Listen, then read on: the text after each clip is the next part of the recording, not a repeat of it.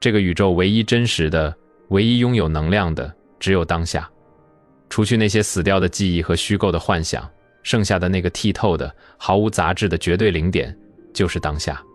它是你此刻吸入肺里的冷空气，是你指尖触摸到屏幕的微弱电流感，是你心脏泵血的那个微小震动。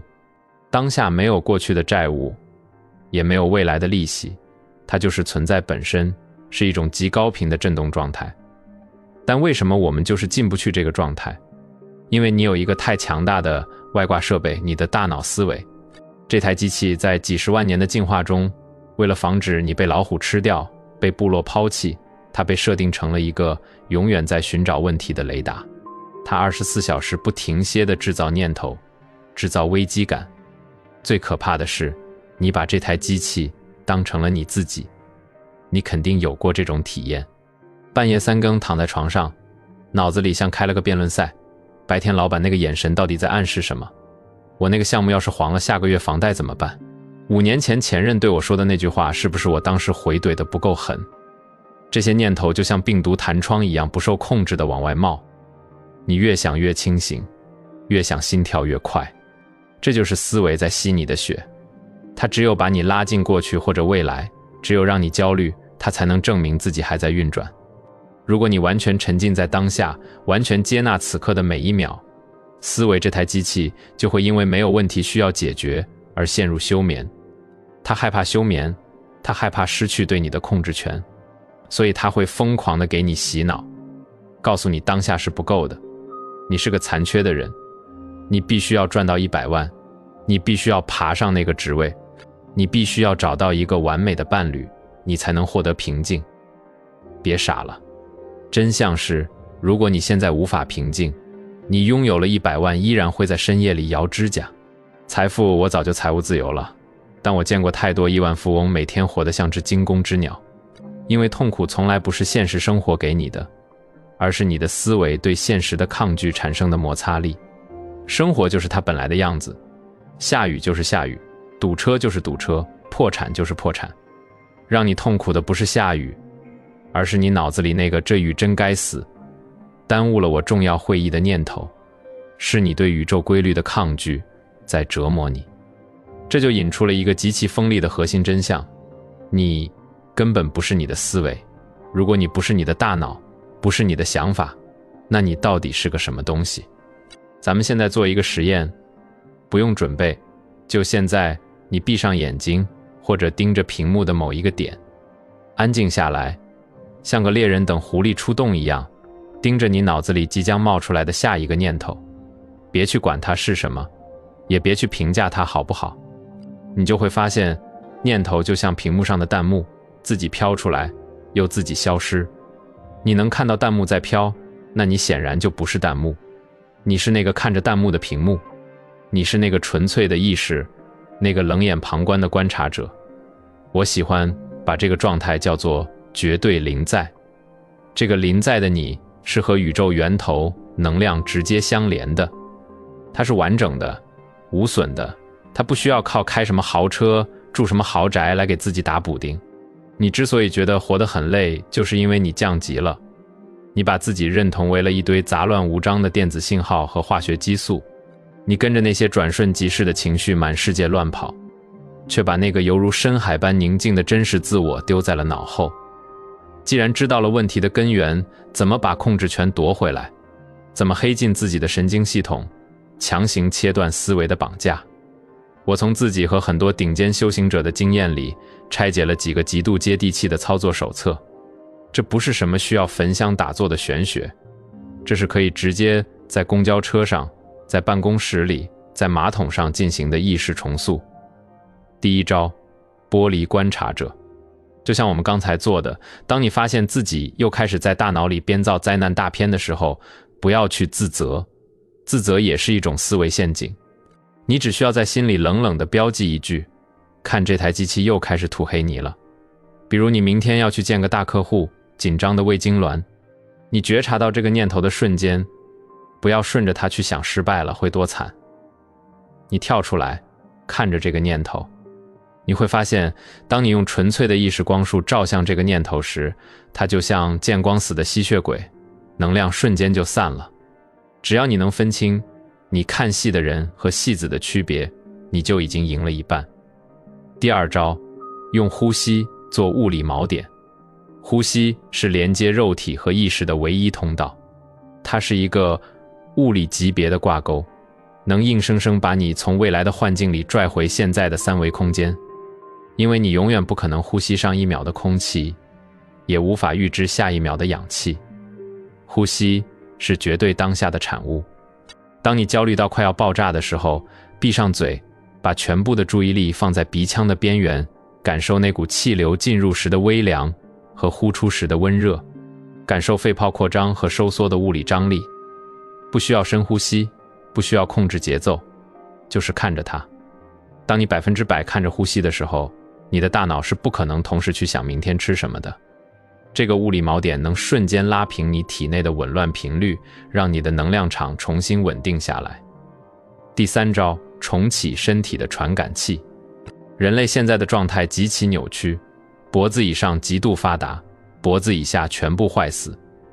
我们像一个扛着巨大脑袋的幽灵，只有思维会时空穿梭，身体永远被锁定在当下。所以感知身体就是强行登陆当下。晚上睡不着，别数羊，那还是在动脑子。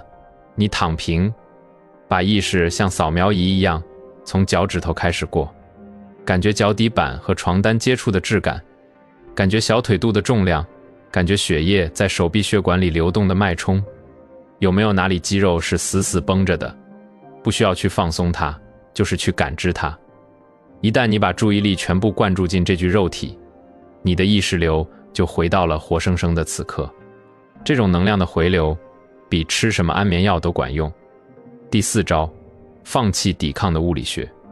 我经常提到臣服这个词，但很多人把它理解成懦弱或者摆烂，错得离谱。臣服是一种极高阶的能量保存策略。什么是臣服？就是对此时此刻发生的事实不产生任何心理摩擦力。比如你丢了一大笔钱，或者你突然生病了，大脑的第一反应是抗拒。为什么是我？这不公平。要是昨天没去那里就好了。这些抱怨能改变事实吗？一丁点都不能，它只会把你现存的能量消耗殆尽。真正的臣服是像水一样接受容器的形状。好吧，我破产了，这就是此刻宇宙的切片状态。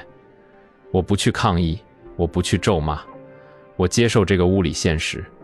当你放弃在心理上和现实打架的时候，你会突然感到一种巨大的轻松，因为你把耗费在内耗上的能量全部收回来了。带着这股完整清晰的能量，你再去看此刻你能做什么。接受现实不是让你原地等死，而是让你站在最坚实的地板上，而不是悬在半空中去解决问题。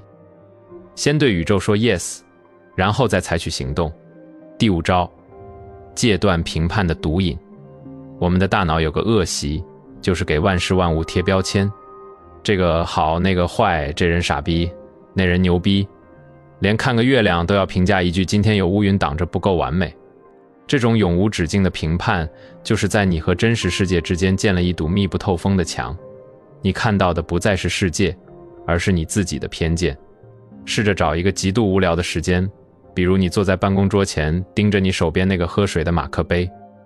不要去想它是多少钱买的，不要去评价它的款式老不老，就是用一种外星人第一次降落地球的眼神去看它的材质，看光线打在它表面的反光，看它的弧度。当你停止给事物贴标签的时候，万物的本源能量就会向你敞开。你会突然体会到一种毛骨悚然但又极其通透的平静，那是因为你和当下合一了。第六招，跟情绪的火焰面对面。每个人都会遇到极其操蛋的时刻，失恋、背叛、尊严被踩在脚下。面对这种剧痛，现代人的标配是逃避，去喝酒，去刷一整夜的短视频，去疯狂买东西，用高强度的多巴胺去覆盖痛苦，或者是在脑子里反复循环那个伤害你的场景，把自己演成一个完美的受害者。但这两种做法都是在给痛苦充值。你下次在觉得生不如死的时候，试着去直视那个火球，不要去想那个甩了你的人，直接去体会悲伤本身。那个悲伤到底是个什么物理感觉？是在胸口像被石头压着，还是喉咙像被手掐着？去感受那一团黑暗的能量在你体内游走，不要去压抑它，也不要给它编织受害者剧本。你就是一个绝对中立的观察者，看着这股频率穿过你的肉体，很快你就会发现，脱离了故事剧本的痛苦，不过就是一种单纯的物理感觉而已。你不给它加戏，它的能量烧完，自然就熄灭了。很多人听到这里会有个巨大的反问：如果我只活在当下，那我怎么赚钱？我怎么规划公司明年的战略？如果我什么都不想，我不成傻子了吗？这是一个极度典型的底层逻辑错误。活在当下，绝对不是把你变成一个没有目标的单细胞生物，而是说，哪怕你在规划未来，你的意识也是锚定在当下的。听好这句话，大脑是一个极其锋利的工具，但它是一个暴虐的主人。当你需要做商业计划，需要写代码，需要分析数据的时候，你把思维这把刀抽出来，锋利地切开问题，你全神贯注在当下的推演中，这时候规划未来本身就是你的当下。一旦事情做完，刀入鞘，你不再去反复咀嚼，不再去脑补100种失败的可能，用完就放下，这就叫主客归位。但现在大多数人是怎么干的？准备面试的时候东张西望，吃着饭的时候焦虑明天的面试，洗着澡的时候脑补面试官的刁难，躺在床上还在反复排练。这种人在脑子里把未来活了1万遍，结果第二天到了现场，因为能量已经严重透支，表现得像个弱智。让思维当主人的结果，就是你永远在焦虑，却永远办不好当下的事。把过去当成提取经验的数据包，把未来当成一个粗略的航向灯，但你驾驶的这艘船永远只能航行在当下的水域里。为什么那么多有钱人跑去深山老林里打坐？因为他们终于发现了一个绝望的事实：幸福根本不在那个遥远的里程碑里。你以为考上名校就幸福了，升职加薪就幸福了，敲钟上市就幸福了，全都是大脑制造的幻觉。当你真的站到那个节点上，不出3天，你的大脑就会生成一个新的欲望代码，指着下一个更高的山头告诉你，你还差得远呢。到了那里你才能休息。幸福不是一个你可以抵达的终点站，幸福是一种你现在就可以切换的频率。只要你能彻底臣服于此刻的光影、温度、呼吸，停止向外抓取，哪怕你现在坐在马路牙子上啃面包，你的内在也是绝对富足的。在这里，我必须要揭露一个更深层的暗网结构。在这本书的核心理念里，有一个极其震撼的概念，我把它叫做低频能量寄生体。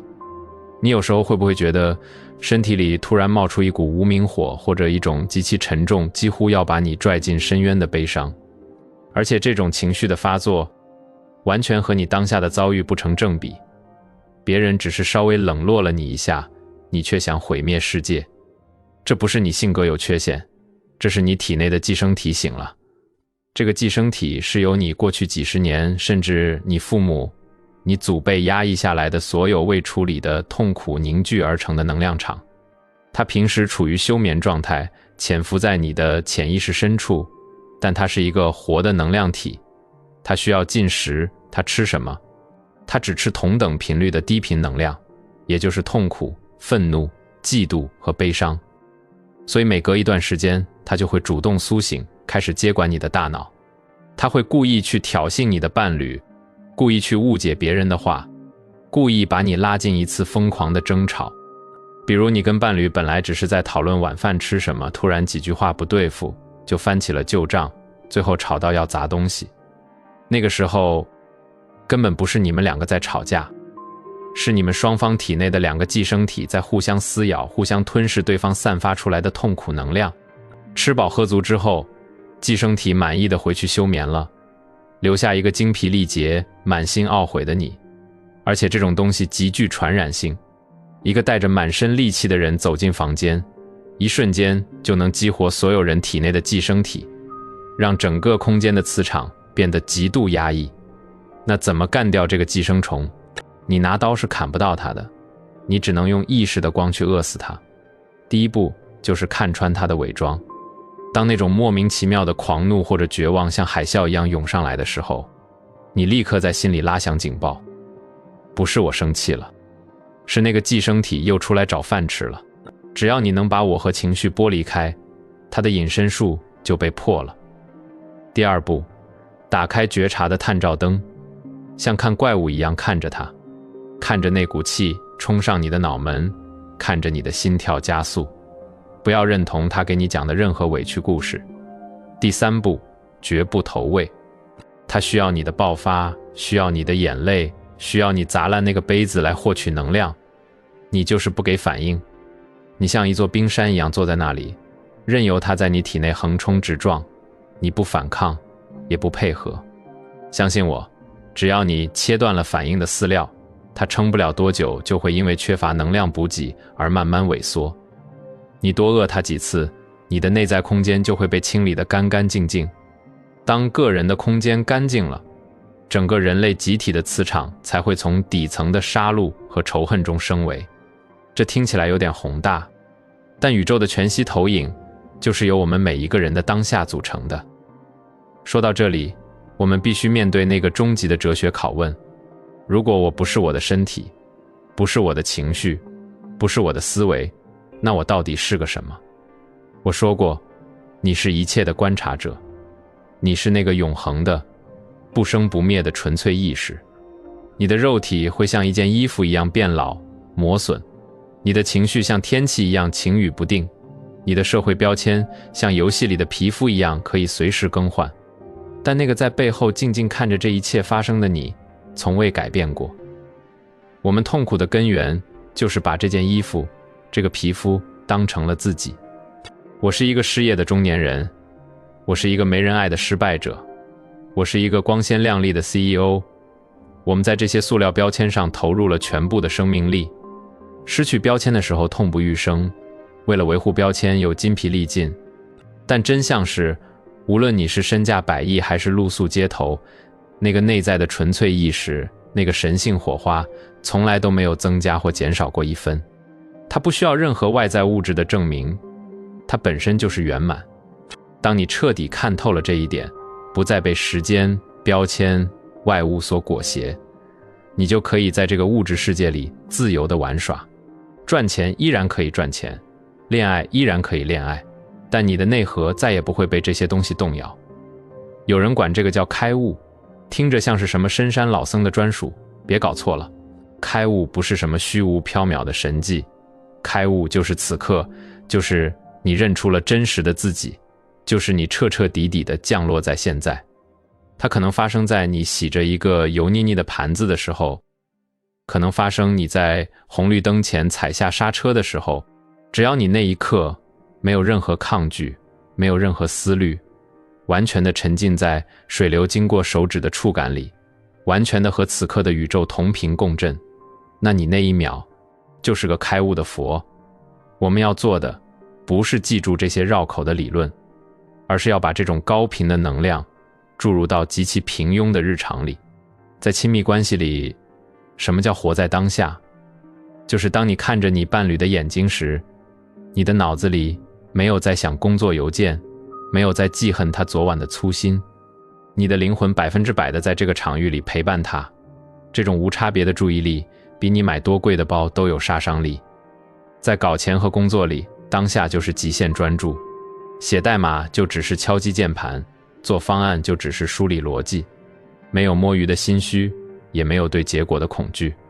当你处于这种类似心流的绝对当下时，你的产出质量和效率会达到一种恐怖的境界。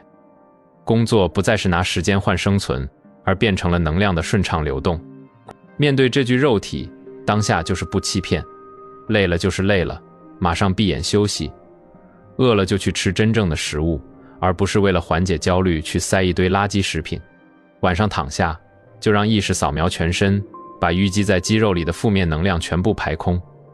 只有在当下的状态里，身体的自愈系统才能真正启动。最后，当我们面对所有人最终都要面对的死亡时，如果你一辈子都在过去和未来里打转，死亡对你来说就是终极的恐惧，因为你觉得自己好像从来没有真正活过，现在却要被剥夺一切。但如果你每一秒都深深地扎根在当下，已经把生命的美好和残缺都体验到了极致。当你身体这件衣服走到使用期限的时候，你会知道那只是一种形式的转换。真实的你，那个纯粹的观察者，将从肉体的局限中彻底解脱，回归到宇宙浩瀚的源头。我们聊了这么长，其实核心只有一句废话。